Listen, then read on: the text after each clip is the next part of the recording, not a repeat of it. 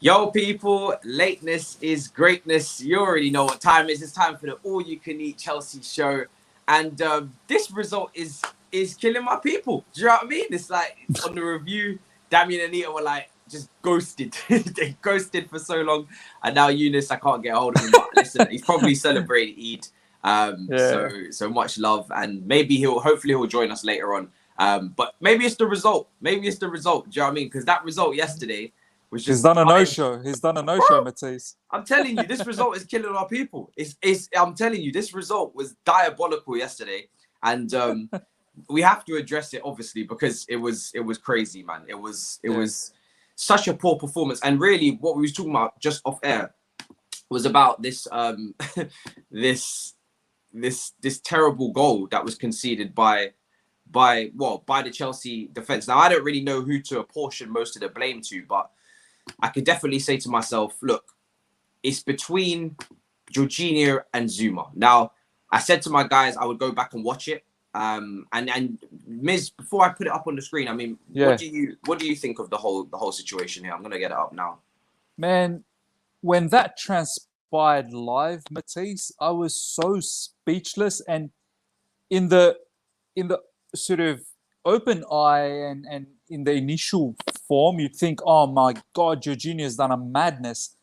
But then when you look back and slow things down, like the way you're about to do it, it just clearly shows how much time Zouma had. He had so much time and he had so many options to progress the ball forward. Because in a possession-based footballing team, and especially when you're getting pressed, the way Zouma and Jorginho was getting pressed, you can see it in this image that he had the option to go to Billy Gilmore or he had the option to go to Chilwell, but he dilly-dallies around, and even then he had the option to go to Kepa a long time ago, but for some reason he goes to Jorginho, who was sort of surrounded by three Arsenal players, and then Emile Smith-Rowe obviously saw an opportunity and he really went in hard on Jorginho. And Jorginho probably just felt that, oh man, I'm getting pressed quick. And he laid off the pass where obviously Kepa was a lot more straighter. And Kepa was probably hoping for the pass from Zouma. So, look, man, I mean, you can still blame Jorginho for not looking up and ensuring that you're passing it to the right place. But I've got to say, Zouma had at least 5 different options before he went to Jorginho. Like, there's no need for that. And it's not just this. Zouma started off shaky along with Jorginho in that match anyway. And if you look at previous matches as well, Matisse, Zouma is not comfortable all the time. He's not comfortable on the ball. No. It's not his strength. It's I'm kind of surprised with, because now I'm looking at that image back, right? I'm kind of surprised just how easy the passing option was. And like I say, I still give a lot of blame to Jorginho because he shouldn't be playing a no-look pass to Kepa. But Zouma, if that's Rudiger, that's going down the left-hand side. Do you know what I mean? Younes is just coming on in a minute. I've just seen this text message, so Younes will be here soon. But this is my thing, man, with not having a left-footed left-sided centre-back. Do you see the difference in confidence using the left foot? If that's a left-footed centre-back, they just pass. That's an easy pass out to Chilwell. But because Zuma's right-footed and he's even less of a ball-playing centre-back than Rudiger, who is a little bit more confident and will make his mazy runs and will challenge the norm in terms of a right-footed, left-sided centre-back. He'll try and actually be a bit more confident with it. He obviously, I mean, he just turns back on his right foot and just narrows the pitch. This is what I'm talking about with narrowing the pitch. If you have a left-footed centre-back, you open up the pitch even more. You could switch play in that instance. He could have switched out to the right if he was left-footed, played it down the channel, could have done so many things. So, I mean, but not just that, Matisse. Zuma's so indecisive. Like, he takes too long to make a decision, and that's when you apply a lot. Like, you entice pressure a lot more because you allow the opposition to come and really suffocate you. Had he just been a bit more decisive, if you're going to go to Jorginho, just go early. Like, do you know what I mean? Like, go to him early. Don't wait till he gets surrounded by Arsenal players and then sort of hospital pass it to him. He takes a lot of touches. Yeah, man, just be decisive. Whatever you do, be decisive. If you're going to go backwards to Kepa, go early. What are you waiting for? What are you waiting for? Do you know what I mean? And that's what upset me. Look, I'm not taking anything away from Jorginho either. He should be doing better. But I'm saying Jorginho doesn't need to be in that position. Do you know what I mean? Like, he doesn't need to get that pass at that time. He could have got that pass a lot earlier. Oh man, honestly, it's one of them ones where, again, we have to speak about the miss from Kai Havertz as well, because that was a massive opportunity, man, and such a poor finish. I mean, he didn't even hit the target; he just ballooned it over the bar, and that was again the moment where I said to myself, "This is why we need a striker." Yeah. I know that he's been playing well in this role, and he's probably our best option in this role at times, but we need an out and out world-class centre forward and I would like them actually to be experienced. I know, obviously, listen, Haaland is like a generational talent, so he's kind of like outside the norm, but if it's not him, I would love it to be like a Lukaku or Harry Kane, someone with some experience, man, someone with a bit of leadership. Both of those players have leadership as well. I know they're both long shots, they're not really realistic maybe, because maybe Lukaku's already has maybe said that he's not going to move. And then you take a look at Harry Kane and Daniel Levy as well, the way that he operates. But I don't know where we're going to find. I mean, is there anybody else out there that you think that in terms of the striking position you're looking at, it might be an under the radar kind of target, isn't it? Nah, bro. You know what? If it's not Haaland, if it's not Lukaku, if it's not Harry Kane, I don't want anyone. I don't want to just fill up a position just for the sake of filling it up. I rather try and convince my heart out to Tammy and see if he wants to stay. He didn't even make the bench once again. That was kind of mad, isn't it? Didn't make the bench. You know what? I must say, I've been sort of putting this subject away, and I've been very vocal about it. You know it as well, Matisse. Like, kind of said that, look, we shouldn't be worried about these sort of things. But I'm starting to think now it's a little bit of an injustice, because I look at Giroud and I'm thinking, dude, what do you offer anymore? I know a lot of people are going to say, oh, he scored that really, really big goal against Atletico Madrid. He's done a madness for us in the Champions League. But look at the moments he's coming in lately. He's not really providing anything special for us coming off the bench. He really isn't. And I'm thinking, could Tammy provide a little bit more? I feel like he can. I think his pace, his ability to press, his mobility is something that is going to be far better. When Giroud came on, nothing really changed, because they pushed the defensive line higher, and then we couldn't do anything with Giroud up front. And Giroud doesn't run. He's not a runner. And this is where I'm starting to think why Timo Werner plays a lot more, man, because he does so much up front, man. He runs, his movements, he really troubles the opposition. But going back to the point of the strikers, Matisse, I don't want anyone else. If that's the case, I hope Tammy then stays. But I said it in my channel as well in the review that Kai Havertz, I completely believe in him, Matisse. I really do. I think he's a fantastic player. He's scored 2 against Fulham. Obviously, he did really well against Palace. But in between, Matisse, you know very well, in other matches, he hasn't been good enough, especially up front in terms of finishing. Yeah. Real Madrid, Matisse, we really should be 5-6-0 up. And there was a lot of chances where he missed out. Yeah. So, and I said it, Matisse, that one of these days, missing these big chances is going to hurt us. And it did. And it has. We really have to hope it doesn't. It's not the 2 finals. But I can't guarantee it, though. Do you know what I mean? Mm-hmm. I'm not gonna put my house on it to say, oh, we're not gonna miss anything. We're definitely gonna put away everything. But yeah, bro. Younes, Eid Mubarak, my bro. Yes, boy. Eid Mubarak, bro. And Matisse, how you doing? By the way, Eid Mubarak to the live chat as well, man. Absolutely. To all brothers and sisters out there. Come on. This time we have energy. You know what I mean? Like, we have energy. Yeah, it's that. I mean, they tried to. I mean, the timing of the new kit coming out this morning.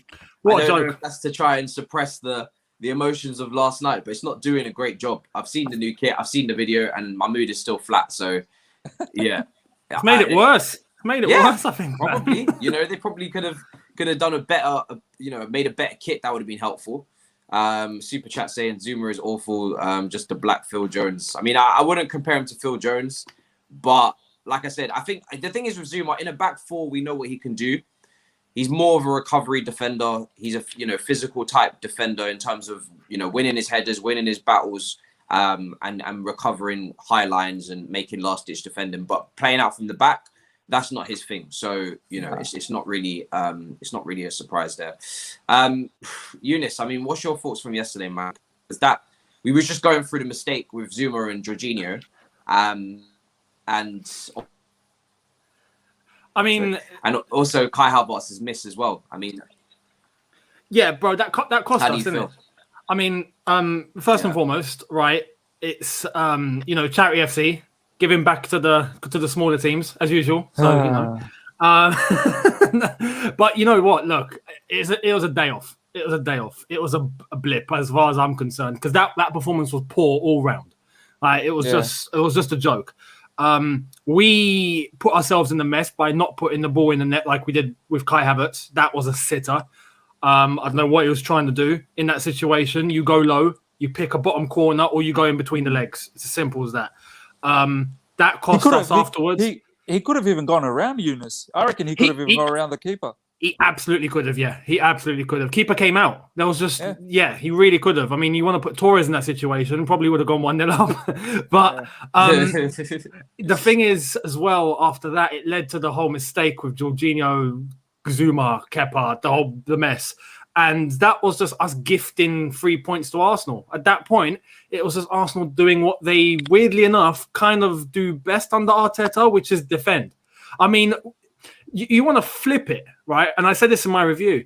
Is this what it felt like for Arsenal when they were constantly frustrated for years, when they used to play against us and we used to park the plane, nick a 1-0 and say thank you very much? Like, is this how frustrated they were? Because yesterday it was just horrible, absolutely horrible. But for me, look, I think it's a blessing in disguise.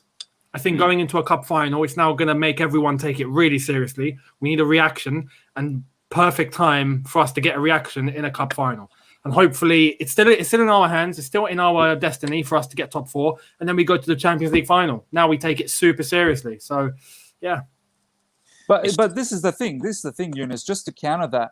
And I had a few people say that in my live chat as well, that this is a wake-up call. This is a kick up the backside. And I'm thinking, why does this team still need a wake-up call? Why does this team still need a kick? Like, especially in this time of the season, we're at the end of the season where there's now only 4 more games to play. So that was the 5th. So 5 more games, including the Arsenal one. Knowing the benefits of winning the game against Arsenal, what that would have meant for us in top 4, why do you still need a wake-up call? Every single fan knew how important that win was going to be. So absolutely. Do you know what I mean? Like, do they need a wake-up call just before the Champions League as well? Like, lose against Aston Villa? Like, do they need that too? No, I don't necessarily think it's a case of, the whole team needs a wake-up call. I think it's a case of that one mistake cost us the game. And the same mistake that we've seen throughout the season, which is not putting our chances away. Yeah. You know, the Kai Havertz chance, that would have been 1-0 to Chelsea. That would have been control in our favour. That probably would have been 3 points. Because at that point, Arsenal's morale would have plummeted. We know that. They're in a mess. And we've been in that situation. We know what it's like. I think it's a case of that one Jorginho mistake just put us on the back foot.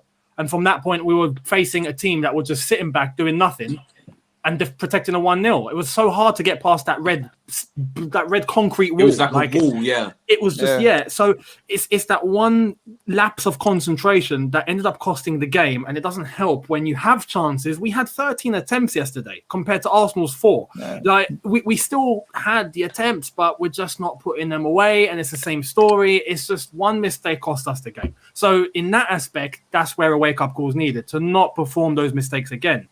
But in terms of the whole team, it's just the same issue of not putting the ball in the net. So, it's very disappointing. And obviously, this comment here, people are saying that Tuchel wasn't concerned about this match. I believe his main focus was getting Havertz more minutes.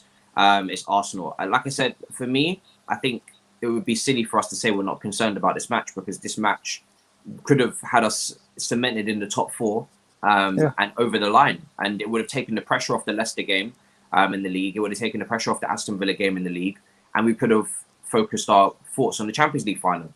So I don't think it's good to undermine the fixture. I'm not undermining it. I think it's a terrible loss, and I think it was an important game. As I said before the game, it was an opportunity for redemption, for revenge, and we bottled it really, because the game was there for us. We're the better team. We have been the better team.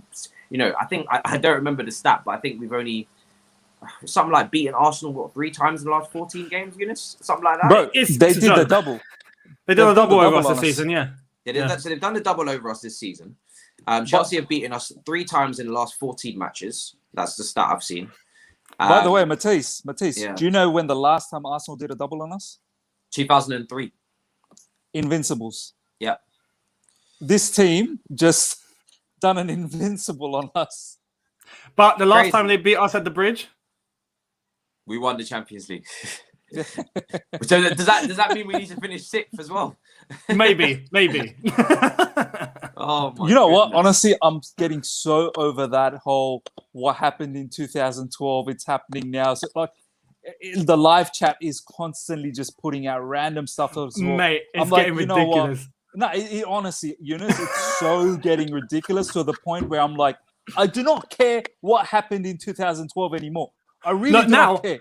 Now, the whole thing now is just people making a meme out of it. Like I can make one now. It's raining here, yeah. When was the last time it rained on Eid? 2012. Yeah. You know, like we can just do all of that. Like it's just this bad. Oh my god! Honestly, I'm gonna pull up. What I'm gonna do is I'm gonna pull up something different. I'm gonna move on from this game. We'll try and move on, right? Because I feel like we've all kind of reviewed it, and it's not the most fun game to talk about. And we also have an FA Cup game, which we're going to talk about as well. But we are going to look at this kit reveal.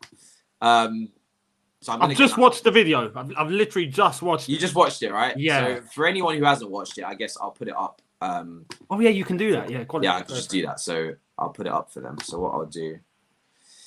Okay, so this is going to be fun because this video is very strange. I'm not going to lie. It's quite weird, but it's interesting. Now it's an excuse as far as I'm concerned.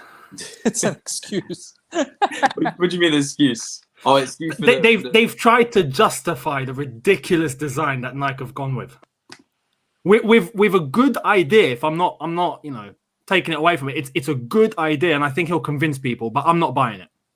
But you know what, Younes? I saw the video, right? And I'm like, when the players are wearing it, I don't know, man. It doesn't look that bad for me. Like, I feel like once they wear it and they're showcasing it, I'm like, all right, well... We'll end up getting used to it.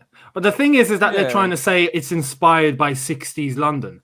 Get out of here. That looks nothing like the 60s. I wouldn't even know what 60s Londons look like. They've tried to justify the checkers, the checkered pattern on the shirt with the 60s because the 60s had loads of black and white squares, which is true, but no. But why the 60s, Younes? Like, what's the significance? 60s swing in London. Like, there was a whole movement that started in London back in the 60s of, the hippie generation, liberation, peace and love. The fashion started kicking off. The epicenter was London.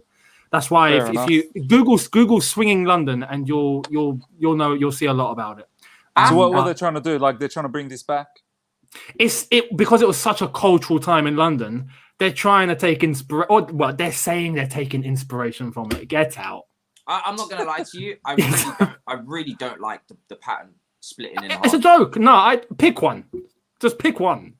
It's I know a lot of kits look better on players, and then you tend to, not care anymore and whatever you want with that. But for me, I just think, man, the pattern splitting in half is not for me, and it's not good. It's not a nice kit, and it's not.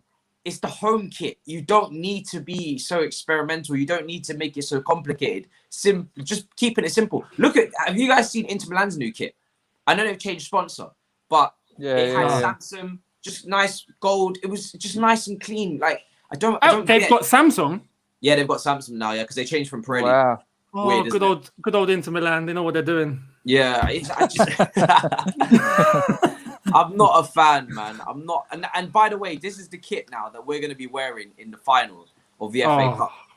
Yeah. So I mean, you see the whole 60s London inspiration, yeah? Do you remember the white kit with the collar? Yeah. Yes. Now that is taking inspiration from the 60s. That is a very 60s design, absolutely, especially with the collar. Thin collar, button at the top. It's a very 60s concept. This has nothing to do with the 60s. It's an excuse. Samsung. I miss Samsung. I miss Samsung. I miss too. Adidas so much. Yeah. I don't know what Samsung. Nike started off well. I think,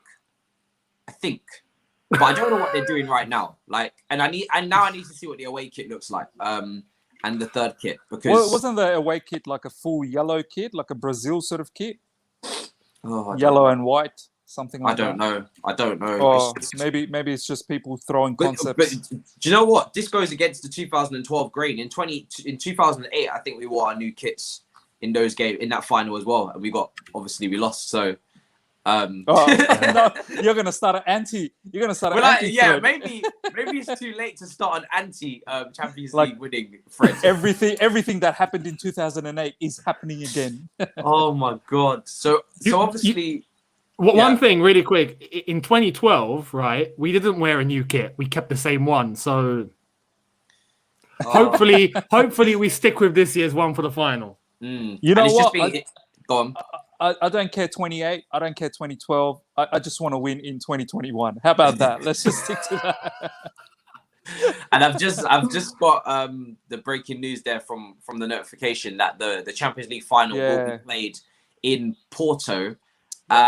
So no London final at Wembley or at Tottenham's ground or at Villa Park or whatever the crazy, bro. It's crazy. I mean, what do you guys think of that being played in Portugal? Because the prices to get, I mean, look, we as fans know this already. The price to get to any final outside of our own country is always going to cost an arm and a leg. I think the fact that UEFA could have changed it to, I don't know what the disagreement was or why they couldn't come to an agreement of having it in London. Maybe it was something about having a certain amount of UEFA officials in the ground, and then obviously you have to quarantine them. You have to put them in hotels when they fly over from whatever countries they're coming across from. But to just go through the whole debacle of fans matter, no Super League, we look after you, we love you. Okay, fantastic. Can you make the final in our country where the two teams are playing, please, so we can get to the game?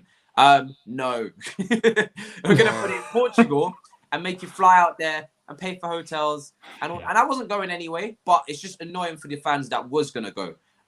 So, I mean, what's your thoughts on that, guys? Whoever wants to take that one. I mean, I find it very weird when obviously the whole Turkey situation came in light. I thought it was just very normal to think that two English teams, let's make it in Wembley. It's going to be a packed stadium. You know, the whole nation of England's going to be buzzing as well. And it allows the fans, the local fans, to move in there, and it creates a much better atmosphere. Yeah. And I was all up for it. And now it's in Portugal, and I'm thinking, why? What is it? And maybe Younes can give us a bit more light, because I think Younes talked about it in one of his videos recently. I don't get it. Is it a UEFA thing? Is there more money playing in Portugal? Like, I don't understand it. It doesn't make sense to me logically. You know what I mean? I know. Basically, UEFA were bringing in 2,000 executives and sponsors and affiliates and all of that. And because they're coming from across Europe, what happens in this country now with the current rules is that anyone that comes in needs to quarantine for 10 days in a hotel or whatever, and they have to pay out of their own pockets. It's £1,750 to do so per head. So it's a lot of money. They had discussions with the government to try and waiver that. And the government were like, no. So for that reason, it's been moved. But what baffles me is the allocation for the fans in itself is a joke. There's going to be apparently 25,000 people in the stadium at the final. 6,000 tickets have been given to Chelsea and 6,000 have been given to City. That's 12,000. So who's the other 13? Who's the other 13,000? Bayern Munich fans. I mean, it's mad. You're including executives and all of that. But now when you look at it, those execs and whoever don't need to quarantine and pay out of their pockets by going to Portugal. But what it means now is all the fans that are traveling out need to pay for flights, need to pay for accommodation, need to pay, obviously, the match day tickets and whatnot was going to be paid for anyway, but also need to pay for testing. Yeah. Now, I don't know if Portugal are going to waiver that. But from what it seemed like where people have traveled out of the country and come back in, they need to pay to take a test to get out of the country. And for some countries, they need a test once they're there. More times than not, it's free in other countries, but here it's not. And then when they come back, they need to pay again. Now, those tests can vary from about £50-60 up to £140 each. Yeah, that's insane, man. So Seriously. it's just, you're sacrificing the ease and freedom of 2,000 execs that UEFA can afford to sort out if they really want to, because let's face it, UEFA, bonuses, this, that, and the other, sponsors, I mean, come on. They can sort that out for themselves, but they're not going to. They're going to allow the fans to pay out of their own pockets to then displace themselves from the UK to Portugal to go and watch a final and pay all that extra money while their execs and their sponsors, get off scot-free. It's mad. It's mad. Bro, it's simple, isn't it? It's never been about us, bro. It's never about the fans. Like they've made it very clear. We've been so angry with the Super League situation, which rightly so, but UEFA's just shown how ruthless they are as well. Do you know what I mean? Like, why they were the lesser of two evils. Yeah, like why are the fans writing now? Why aren't they writing and saying that, it's ridiculous that it's in Porto? Like, do you know what I mean? Like it's in Portugal. So, yeah, it's insane, man. I just think, once again, it's empty words from UEFA in the past about caring about the fans and all these kind of things. As we can see, even though we've kind of got rid of the Super League for now, there's clearly still work to be done in terms of the way that UEFA move and their proposal for the 2024, I think, layout as well. And just the way that they move in general. I mean, we already experienced this when they put the final in Baku. And a lot of people will say they didn't know 2 London teams were going to get the final. Well, you knew a team from Azerbaijan wasn't going to be in the final. So, exactly. Like, do you know what I mean? Why put the final all the way out there in a country, by the way, politically that had issues for Mkhitaryan to play? I don't know the details of it. But come on, man! It just doesn't make any sense. Do you know what I mean? The scandal with the fans, the allocation for the Baku final was a scandal in itself. Yeah, it was. Who's the Azerbaijan team? Karabakh, isn't it? They're the Azerbaijan team, right? Karabakh. I think so. Yeah. I mean, surely they would not have expected Karabakh to go all the way to the final. Of course they didn't. Of course they didn't. Again, it's just not using common sense. This is the thing. We're not surprised with UEFA. They've been corrupt for years, man. They've been all about the money, all about the bag for decades, man. I mean, just look at the scandal that Platini had with Blatter, and that speaks for itself. Yeah. You think that things are still not going on? You think they're super clean now? They've just managed to, redistribute all of their issues and all of their corrupt dealings and not made it to the public eye. Simple as that. This super chat from Brent says, I just don't see the next teams we play sitting back like Arsenal. Even still, I trust TT because that was a classic charity FC. Look, we go through our results in terms of dropping points against mid-table teams, and Arsenal, unfortunately, fit that bill. Leeds, and relegation teams, Brighton, West Brom, Southampton. So this is, again, the type of game that, we do drop points in. Do you know what I mean? A team that are struggling, a team that are not playing today. It's not a joke. It's not even, I'm not even taking digs. It's not. It's not, I'm not even taking digs. This is how we talk about Arsenal now. What's happening? But it's just, bro, they're literally, they're before this game, they were right alongside Leeds. I think they've just gone above Everton now. They're in 8th. Yeah, they're in 8th. We put them up to 8th. St. Tottenham's day is back on. Yeah, the race for the race. I think this is the race for 7th in terms of the Conference League qualification. Is there a Conference League? Is there actually a it's starting next season. Yeah. What is that? It's like a new Intertoto Cup. Do you remember the Intertoto Cup? Intertoto. I remember Intertoto, bro. Pick up the Intertoto. That was alive for like 3 seasons. Where Fulham played European competition. I used to watch Parma. Do you remember the Italian team Parma? Parma used to be Intertoto madness. Parma. Then Atalanta used to be. I only used to watch the Italian teams in Intertoto because I'd never watched the Serie A. So I'd be watching Intertoto Cup. Yeah, that was jokes. But boys, I've got a question for you guys about that whole parking the bus sort of teams. Yeah. And I want to see what you guys are thinking. A player like Hakim Ziyech, right, who does well against Man City, scores the equaliser, in my preview, and I'm not sure what you guys had. In my preview, I had him starting alongside Mason Mount, and either Kai Havertz or Callum Hudson-Odoi, it doesn't really matter. But I had Ziyech starting because for me, it feels like every time this brother scores a goal or does an assist, he generally doesn't get to start the next one. And it's starting to really bother me a little bit in the fact that why not? Why aren't you starting him? Like, are you now keeping him for the final then? Because if you don't start him for the final, well, what sort of message are you putting out to Hakim Ziyech, who's literally done so well in that second half to get that equalizer, which then put us in that front foot to ensure that we got that winning goal against Man City? He came on 10 minutes before the match ended against Arsenal, and honestly, that 10 minutes looked better than the whole other 80 minutes that we played. He was putting in the crosses deep. He was, doing something in the short amount of time. What's your thoughts? I mean, I know Tuchel came out after the match saying that I wasn't happy with my lineup. I didn't like the intensity. That's on me. But I feel like players like Ziyech, they need to be considered a lot more in the starting lineup, especially with these, teams that want to sit back.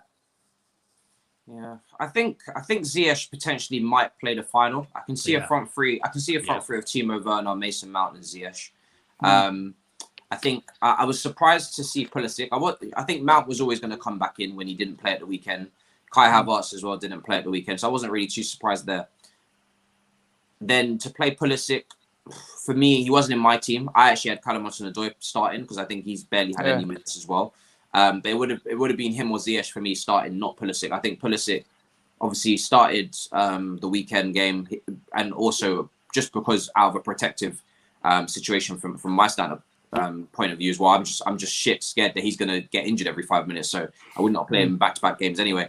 So yeah, it's one of those things where I don't really get it, but the team was strong enough to win the game. And I know he's taken a lot of responsibility, but I actually didn't have a problem with most of that team. I didn't have a problem with most of that team. I thought the team was strong enough to get the win.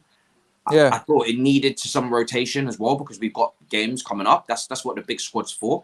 So you can say if you play Rudiger, that doesn't happen. But is Rudiger going to rest again to the end of the season now? Probably not. He's been playing a lot of games as well. And Thiago Silva was back in there. Mason Mount came back in. Chilwell came back. It was a strong team. So yeah. I don't know, man. I don't really understand how this team have managed to bottle it in that respect. There was chemistry from that front three from the Palace game as well to look back on. The only thing I didn't like was the midfield balance of Jorginho and Gilmour. Now, obviously, Kante had to rest, and I think we found out later on that he had an injury as well. Yeah. That he had a knock, and this is why Kova is so important. We don't have the numbers in midfield to rotate properly and give ourselves proper balance. If that was a midfield of Kova and Jorginho, Gilmour actually played better than Jorginho. So, Gilmour and Kova, or Jorginho and Kova, but it needed a runner. Gilmour played well in that first half, but he was never gonna go beyond. You know what I mean? He was never gonna really break through that defensive line, and that's where Kante and Kova come in, where they will make that run. They will dribble with the ball in Kova's case, or Kante is a runner, so he will make that movement forward. And Kante doesn't get involved in the build-up. Jorginho does the build-up, and then he clips it around the corner, and then suddenly Kante's away. But Gilmour and Jorginho both want to be involved in the build-up, so it just became very static and sideways. What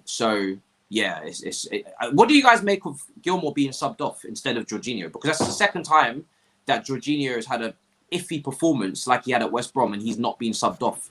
Do you feel like he just kept seniority on the pitch, or couldn't just, I guess that would be my only thing, is maybe you should have just in a ballsy kind of way, just kept the younger player on, even because he was playing better. What do you think of that? Yeah, I think, firstly about Ziyech, I think he'll play the cup final. That's my observation. And I think Tuchel probably, with what he said yesterday, acknowledges that his lineup was off. There's no way Pulisic plays the last game, this game, and the final. I just don't see it happening. So I think Ziyech will play the final. We'll see what happens. But in terms of Gilmour, yeah, absolutely. I think that was one of Tuchel's errors. I think Jorginho, after the mistake, looked like his head went. You could just see he just wasn't as fluent. And even when he had the ball and he was deep trying to distribute, there wasn't anyone really coming deep to pick the ball up like we would see him combine with a Kante, for example, or Kovacic or whoever. We had Mason Mount in the second half come deep to replace Gilmour in that position alongside Jorginho. And that doesn't sit well with me. I think Mount needs to be that link, in order for us to get the ball into the final third. Yeah. But you could just see out of Jorginho and Gilmour's definitely the one with his head screwed on. So yeah. I get what Tuchel's trying to do, because he just thought, okay, we're 1-0 down, let's go all guns blazing. Let's bring on all these attacking players and just, go for it. But we were missing that link in midfield. And you look at the way El Nene and Thomas Partey were just solid, static, not letting anyone through, and just, not necessarily trying to impose themselves, but they were just there. You ain't getting past. And they were protecting their lead. And that just made it hard, especially playing against a low block. Jorginho, the amount of times he got the ball and he's just looking like, who the hell do I pass to? And he just had to go sideways or back. It's just, that's the one frustration. Gilmour, I felt like, had a better game. So, yeah, if there's one mistake from Thomas Tuchel, I think it'd be that. But I think he knows that. And his post-match interview just illustrated he knew exactly what needs to be sorted going forward. And he even admitted that, but didn't want to say what it was. So, yeah. What did you make of it, Miz? Because it was a lot of people's most... I mean, none of the substitutions worked in any way, shape or form. No. But that was a big complaint for a lot of people. Yeah, look, I'll have to admit, Jorginho wasn't that good in that match. He looked shaky from the get-go. From the minute one, he looked shaky. And this is the thing, I said it in my channel as well, that how can a player of his caliber with that much experience and seniority in our team, how could you come in a particular match with that magnitude, knowing that if we get a win, we're pretty much sorted for top 4, and be shaky? Like, you're the one player. Like, you look at someone like Azpilicueta, boys. The brother doesn't drop anything less than 7.5s every game. Every game he comes in, whether it's West Brom, whether it's Fulham, whether it's Man United, it doesn't matter. He's always producing big performances. Well, average to big performances, never like a disaster class. I'm not taking anything away from Jorginho. I think he's been fantastic under Thomas Tuchel. But it seems like Jorginho every now and then has those moments, like the West Brom game, this game. And they turn up to be monumental problems. Do you know what I mean? Like, it's not like a small little blip and then, he's recovered from it. It's big blips that ends up costing the team massively.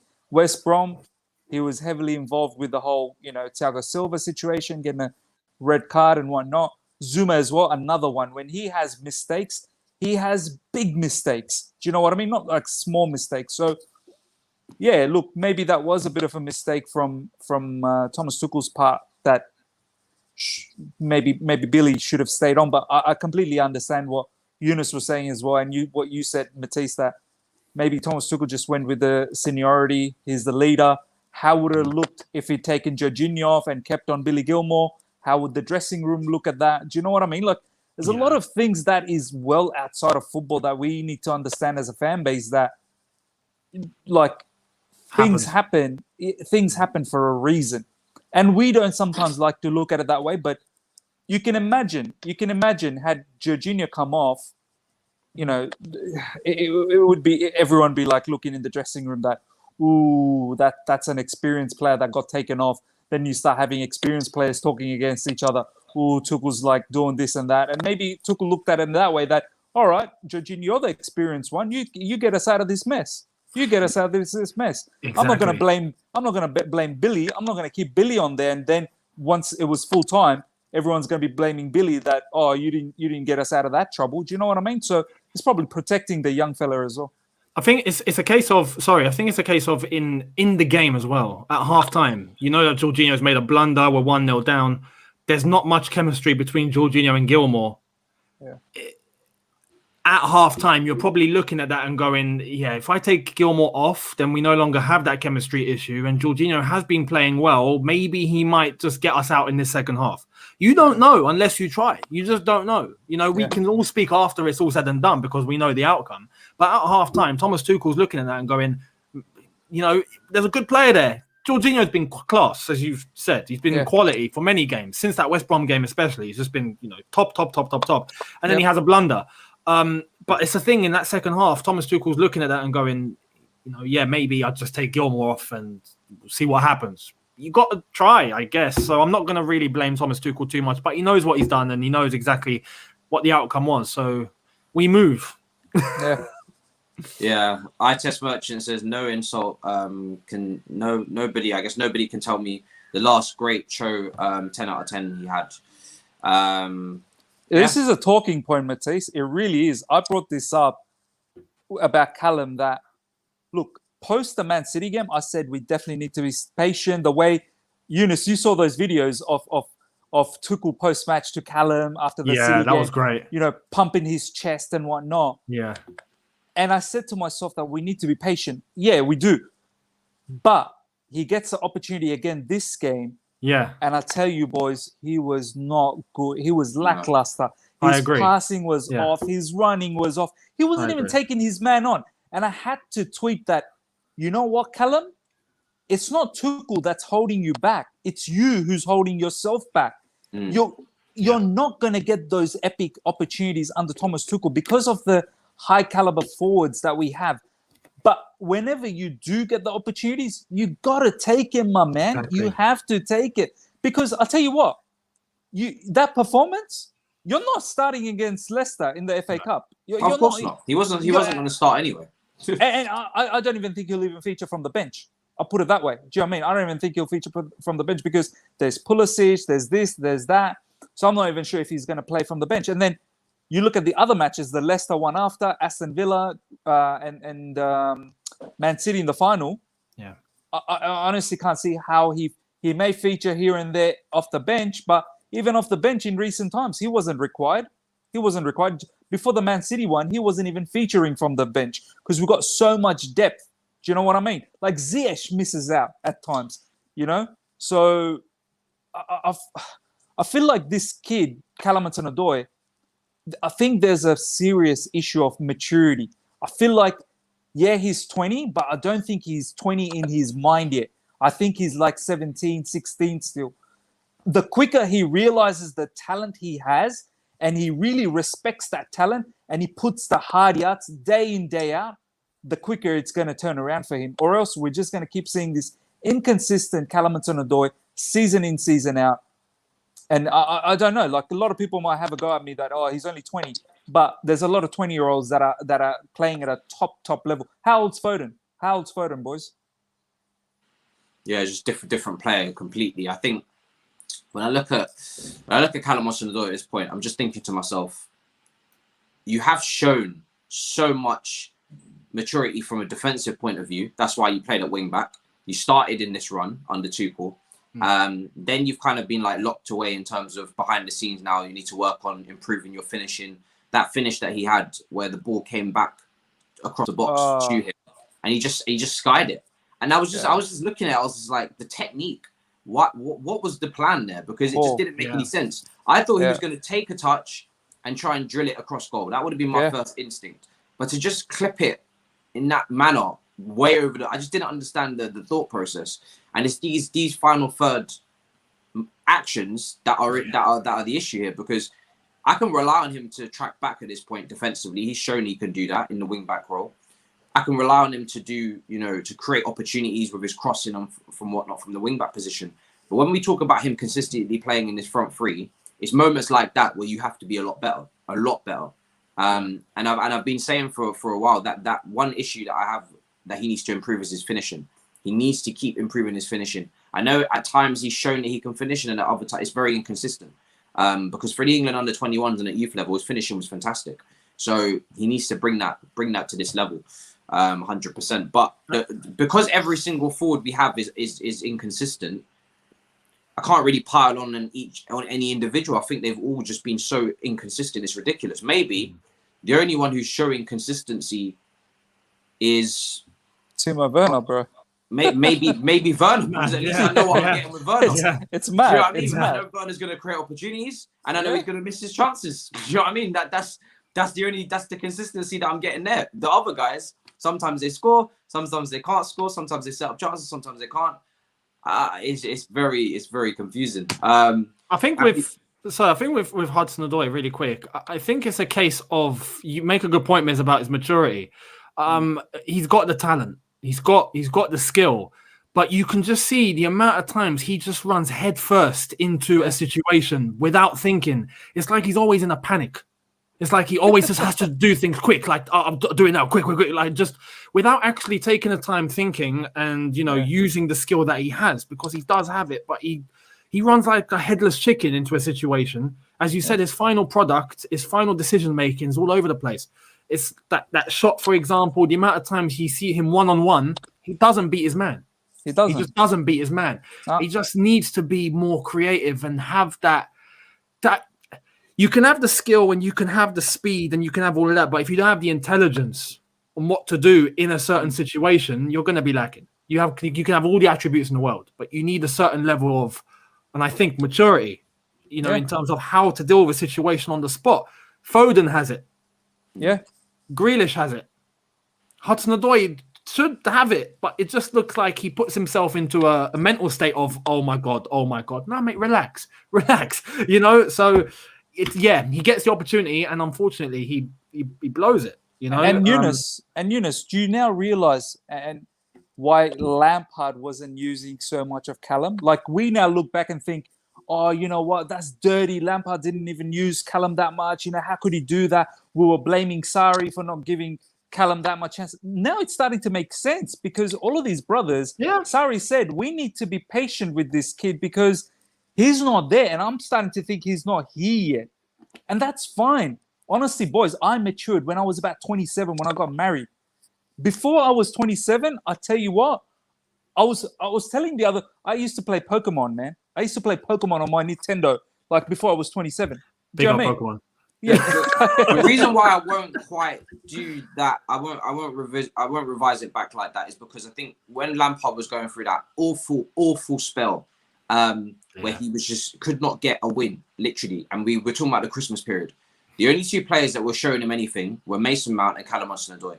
And at the end of the day, if we're doing revisionism, he got sacked. So it didn't work out for him to not play him, because none of his other forwards were playing well. Mason Mount and Callum Hudson-Odoi were giving him something, and he continuously didn't want to start Callum. So we don't know what would have happened with Callum. Maybe Callum could have went on a run and saved his job. We don't know. So perhaps the fact that he got sacked, for me, it doesn't prove him right, because at the end of the day, he didn't manage the situation correctly, and he didn't get himself out of it. He had an opportunity to get himself out of a situation, and he didn't get himself out of it. So, but Sarri, 100%, I agree with you. I think Sarri made it very clear, very, very clear in his breakthrough season. He made it very, very clear. Have you seen the Mr. Inspector Gadget says, have you heard the Marco Verratti transfer target link? I've seen it. Now, do I put much weight on it? Not really right now. I think it's a player that probably Tuchel's worked with, so it's an easy link to make. But whether Chelsea are gonna, I don't know how much money it takes to get Verratti out of PSG personally. That's a whole different situation. I think you look at PSG's midfield, the only person that I really rate highly is probably Verratti in terms of just being a world-class player. So I highly doubt they're going to get rid of their only world-class centre midfielder. That would be a stretch, but I don't know. We'll see. We'll see what happens. What are we doing, man? We want Marquinhos from them. We want Verratti from them. I mean, they do need a team. They need to have a team. Do you know what I mean? We've taken Silva, we've taken Tuchel. Like, oh my days! Enough with it. PSG or Chelsea's feeder club. Yeah. I Test Merchant says, not about finishing deepish. You can't take on a man, which is the boys have mentioned. The thing is with him is that before he got the injury, he was taking on men no problem. He was taking on players for fun. This is what I'm saying. It could be a mental thing. It could be in his head. But is that mental blockage still there? Crazy. I mean, something's not right. Something's not right. Crazy to think that mental blockage would even still be there, because before the injury, he was taking players on for fun, ripping players up, no problem. Very, very confusing as to why he won't take. Taking on players was one of his strengths. If anything, he was an out-and-out winger. Now that injury has happened like 2 years ago, so he's got to move on. I mean, it poses the question, like, what's in his locker? you know what I mean? There are some players that have skill, but then when they're in those tight spaces, they really they're so creative and they come up with something a little bit more sophisticated than a standard step over. You know, does Callum just have step overs? I don't want to say he just has that, but I don't know. He needs to prove something else. He needs to prove that he does have an excess level of skill that he goes to when he needs to. And right now, he's not showing it. Yeah. Another super chat, much appreciated, says, "Who is your front three against Leicester on Saturday?" I'm definitely starting. I think we're going to agree. Timo Werner comes in, undoubtedly. It's mad. Yeah. Literally not that long ago, we were all laughing at Timo Werner, and now he's the first one that gets into the front three. Mason Mount, definitely. Actually, Mason Mount number one, and then Timo Werner, and it has to be Hakim Ziyech. Hakim Ziyech has to get a game time.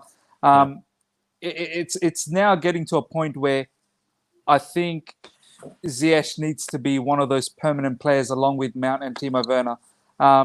Pulisic, guys, honestly, I love him. You guys all love him as well. Has Ziyech shown the consistency to be permanent? No, I don't think so. I think I think he can get his chance, but I don't think Ziyech has shown enough to say that he's going to be consistently in the team. But you know what I like about Ziyech, Matisse, is that even when he's poor, he's got that X factor in the locker. He's got that shot. He's got that goal. He's got that cross. He's got that extra ability, even when he's poor.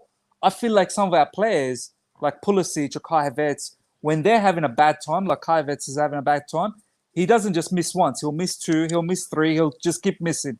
Do you know what I mean? When Kai Havertz is on fire, he'll put the goals away. Similarly with Pulisic as well. Like, I feel like against Man City, he does a lot of good things, Pulisic. Don't get me wrong. He dribbles well. He drives well.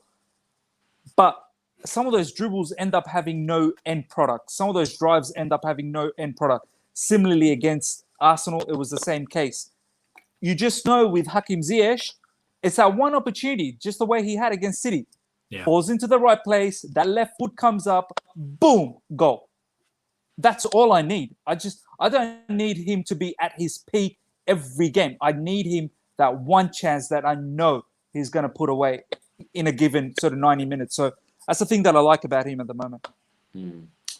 I mean, I would start him on Saturday. I think my front three personally probably be Werner, Mount, and Ziyech. I think, is that the same front three that played against Man City in the semi-final? I think it is. I think it is. Yeah, I think it is. Yeah. Because Werner and Ziyech scored that goal, and it was Mason. Yeah. But I mean, Pulisic was in the side, wasn't he? No, I don't think. No, Pulisic didn't start. I think it was quite surprising. No, sorry, you're right. Sorry, I'm thinking of the league game. But he didn't start. I think now that he started 2 games in a row, now I wouldn't start him. I mean, what about Younes? Same front three. Same front three. Yeah, absolutely. Mount, Ziyech, Werner. You know, I think yesterday proved just how much of a vital asset Werner actually is. Just not necessarily in terms of scoring goals, but just being consistent up top. It's true. It works wonders. So yeah, Mount and Ziyech behind them as well for sure. Yeah. I'll put it this much, boys. We better win the FA Cup. Honestly, we better win the FA Cup. I mean, I have to ask, as because obviously we're gonna wrap up around the hour mark. Because this is the most dejected result we've ever had, I think, on our stream. I won't keep you guys too long today, but I have to say, is this result against Arsenal put any doubts in your mind going into the Leicester game? Because Leicester got slapped up to Newcastle, so it's not like Leicester are in, they beat Manchester United, a heavily weakened Manchester United team. Is this changed your approach going into Leicester game? Anybody feeling a bit more nervous, or how are you feeling now? I'm calm. Personally, I'm calm. I think Leicester are going to be set up completely different to Arsenal. It's just the way that Arsenal, look, as I said, we gifted this game to Arsenal, man. And out of all teams, it pains that it's Arsenal. But still, we gave it to them on a plate. Aside from that goal, they really didn't pose much of a threat. Do you know what I mean? They just sat back and protected their lead. Leicester are not like that. Leicester do push up. They attack well. They've got good players. But Younes, are you sure? Are you sure that's what Leicester's going to do, though? Yeah, definitely. I don't see Leicester parking a bus. I just don't see that. What if they see this match and go, Chelsea really struggle? Why don't we park the bus? We've got pace up front. We'll get them on the counter. I still think We'll have some changes in the team. I think you'll see you'll see Kante back in, you'll see Werner back in, you'll see Ziyech probably play because I think Tuchel will end up playing him. I think attributes will be different. Leicester, in terms of them being at their most effective, I don't feel are most effective by just sitting back and waiting. They're probably best trying to put us on the back foot because they have the midfield and they have the talent up top to do so. They could probably just nullify themselves by sitting back and doing nothing. So I just feel they're going to approach it different. And to be honest, I think we'll get a reaction. I think Tuchel will set us up nicely. I have the faith that we'll get something from this game. Fingers crossed. It's a final. Anything can happen, but I think we'll be good. Another super chat saying we needed this L ahead of the 2 finals. I don't know if we needed it. I don't buy that. I personally don't think they need any more reminders that this is not the time to be mucking about. But now they don't have a choice. now they really don't have a choice. But I really don't know how this team needed any more reminders at this point. Or like I said, going into this game, I don't know where complacency or lack of concentration could have possibly come from when we were so shit at the Emirates, so bad. It's like both of the worst performances this season have come against Arsenal, in my opinion, if I'm being honest. But yeah, I mean, Miz, how are you feeling going into this final now? Because we got to win. Like you said, we have to win this game because we know the Champions League final is the be-all and end-all for this team. But this final, we need to win this FA Cup. Again, I'm going to give the same speech I gave against Arsenal. It's redemption. We lost the final last year. Can't be losing back-to-back FA Cup finals. We lost the final last year. We lost to Leicester earlier this year where we got schooled by them. We literally got schooled. And it was probably the catalyst of Frank Lampard getting sacked. So if the players have some sort of remorse or some sort of revenge that they want to get for the previous manager, this is it. And not just that, I can't take another FA Cup loss. This has, for me, I've got the W in my head already. So I just hope these players don't disappoint me now. I've got the W. I'm ready to celebrate. You better get the job done so we can celebrate. Do you know what I mean? Like, don't give me any other result because this was very tough to swallow. This loss was so mad. I'm pretty sure I didn't get to watch Younes's stream, the watch along, because I knew he was probably losing his mind as well. It was a mess. I had to restart it twice. Everything went wrong. Everything went wrong. So I knew. Technical difficulties, was it? Mate, for real. Nothing went right yesterday. Yeah. I knew, Matisse, I'm pretty sure you were frustrated, mad. I was angry throughout the match. Like every single minute that was going on, I was just getting madder and angrier and angrier. So these boys better turn up and get that victory. I can't have any other way. So look, I'm feeling confident because under Thomas Tuchel, we've been great. So I can't picture them having back-to-back losses. So yeah, that's all I want to say. I don't want to think any deeper because if I start thinking deeper, I'm going to just doubt myself. Me's moving like a mafia boss, I'm ready to celebrate. You better make me celebrate. You better bring that W. I'm ready to celebrate. We can only hope, honestly, that a win in the final will help us forget this game straight away. Absolutely. Do you know what I mean? We need some success now. We need this team lifting a trophy. Silverware, man. It's been how long? Yeah. Too long, bro. Since Europa League win. Since Europa League. Oh, 2 years. Yeah. Nah, we got to win. We got to win on Saturday. Yeah.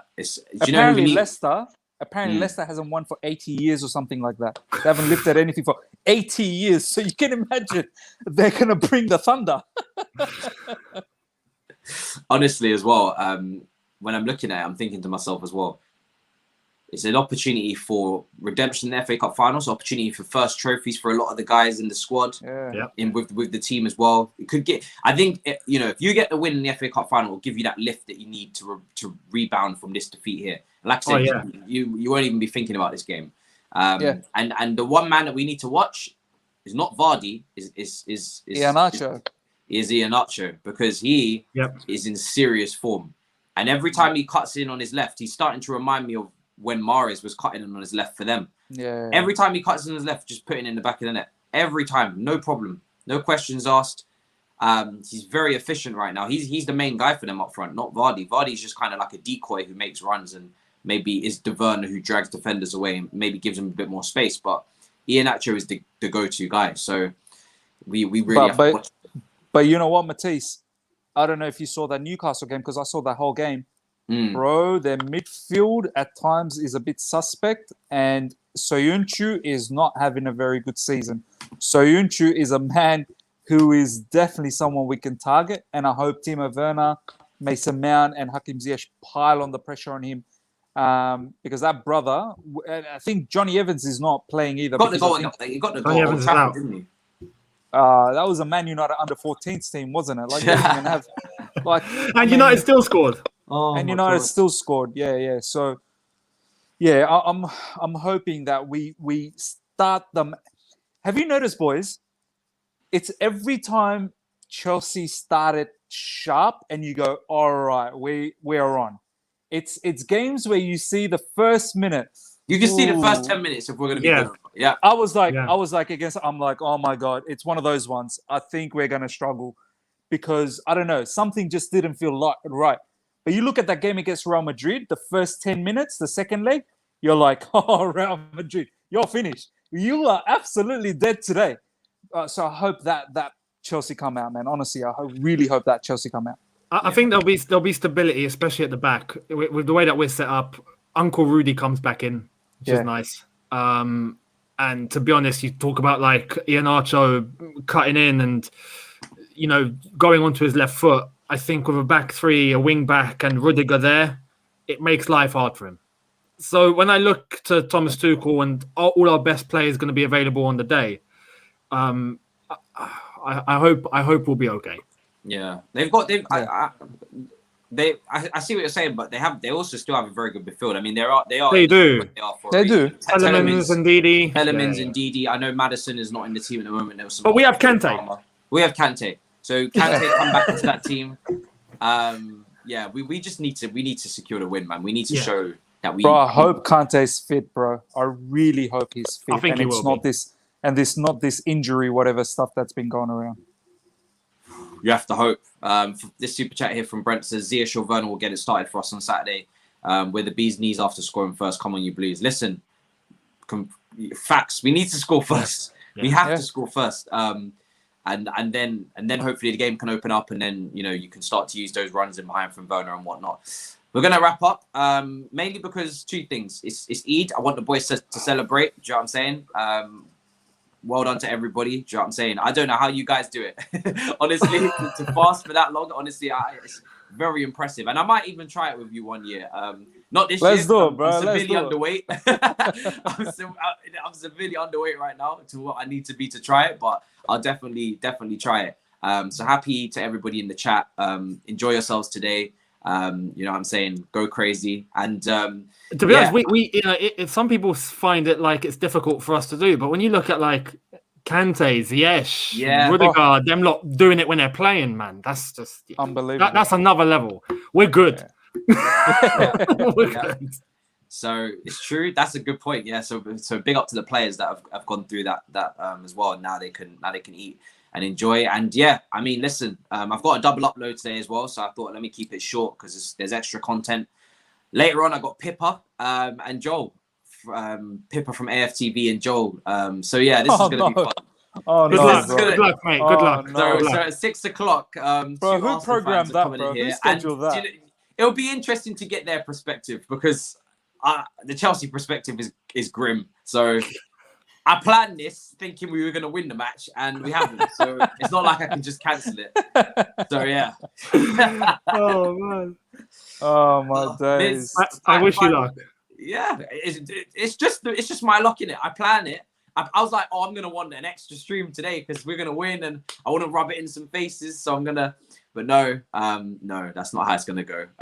So Miz, final thoughts. Let them know where to find you, bro. Yeah, you guys can find me on the other side of the coin.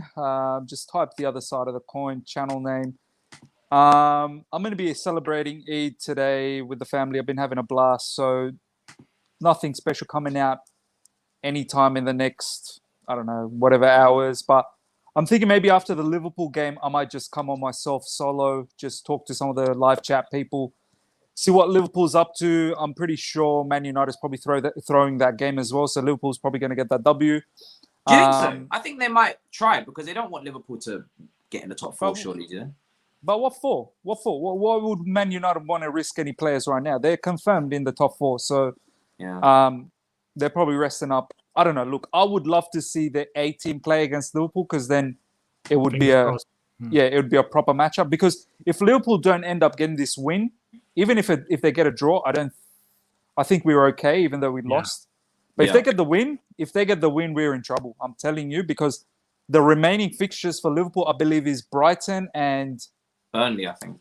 and Burnley. Like, they'll put them away. I'm pretty sure they'll put them away. I know they've lost against them. I know they've lost, but I'm pretty sure they'll put them away. We got Leicester and Aston Villa, so I just don't know. So yeah, I might come live after the Liverpool game just to have a chit chat. But besides that, Friday preview, and then Friday, a very, very big guest on my channel. Look out for a 2:30 a.m. for me, 5:30 p.m. UK time for you guys. It's going to be big. It's a special one. So you might want to tune in on that. I'll start doing the promo of it maybe sometime tomorrow. Good stuff. So make sure you go and subscribe. Links in description. And Younes, let them know where to find you. Any content coming up, bro? Business as usual. So a video will be coming out later on. I'll see exactly what it's going to be on. I don't want to focus on that Arsenal game too much, but we've got, today, we've got tomorrow, which is going to be the FA Cup final preview, and then Saturday we go. So we forget what happened yesterday and bring the mood back up and look forward to some silverware, fingers crossed. But you can find me here, Younes Talks Football. And aside from that, I think I'm going to be on Twitch as well. So follow me on Twitch, Younes Talks Football as well. I'll be streaming some FIFA. I think we need to see Chelsea win in some sort of capacity. So I'm going to make it happen. That's a question there for you. Watch along. Watch along there, Younes. Liverpool, Manchester United. I'll see. I'll see. Because it's Eid. I don't know if that's going to be... If it's possible, I'll see. Yeah. If it is, I'll let you guys know. I'll let you guys know. Follow him on the socials and he'll definitely keep you updated. For me, like I said, 6 p.m. tonight, Pippa and Joel. And then tomorrow, the preview for the FA Cup game. And I need Maya and Sam to bring up my spirits and hopefully, just take my mind off it. When I get into FA Cup preview mode, I'm sure I'll be happy again. But in half an hour, I will be on Rance's channel with Deluded Guna, and we're... good luck as well. You're in for a hell of a day, mate. You're gonna be punished. You're gonna be punished, Matisse. Mate. Just if they say anything, just say we gotta help the mid-table teams out, and just keep it at that. It's as simple as that. Day, man. Why so many streams today? I thought we were gonna win. I thought I was gonna be bragging all day. What the hell is this, man? Man said, "Welcome to the party penitentiary." I'm done. All right. So, people, bless up yourselves, big up yourselves. See you again at 6 p.m. And subscribe, like. Thank you so much for 13,000. I'll put up a community tab. Oh, brilliant. Post, and we'll talk there. In a bit, people. Love and guidance. Peace.